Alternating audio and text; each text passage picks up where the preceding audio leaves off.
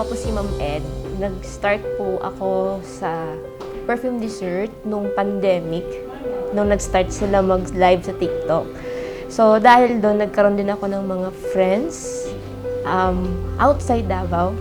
By the way, I'm from Davao City. So ito lang yung reason kung bakit nandito ako ngayon. I traveled from Davao this morning, then uwi ako tomorrow morning din. So yung perfume dessert kasi merong special na place sa puso ko. When I was, during pandemic, I got sick. And yung perfume dessert yung parang naging therapy ko. Especially yung berries and bay leaf. May mga times kasi na hindi ako nakakatulog ng maayos. So yung ginagawa ko, nag-spray ako ng berries and bay leaf. Hindi ko alam bakit yun yung effect sa akin. Kasi yung berries and bay leaf, alam ko, favorite yun ni Ma'am Zed.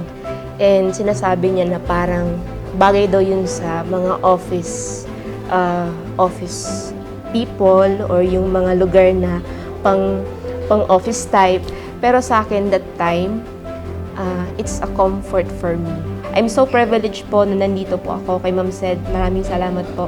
At saka kay Ma'am Joy, kay Ma'am Mika, kay Ma'am Jessa, at saka yung iba pong staff ng perfume dessert. Kay Ma'am Moon, at kay Ma'am Christine Lavares po kasi siya po yung nag-asikaso po sa akin on my travel here coming for this very special event.